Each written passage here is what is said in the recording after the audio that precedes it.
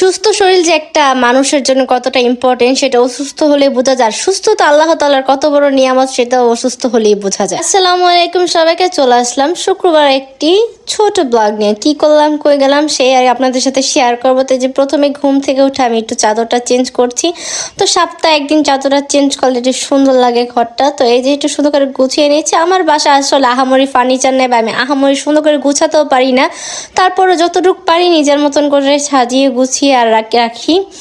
তো আসলে আমি একটু অসুস্থ, তো কথা বেজে গেলে ইগনোর করবেন। তারপরে এই যে ঘুম থেকে উঠে নাস্তা করে চা খেয়ে এখন ফ্রুটস খাচ্ছি।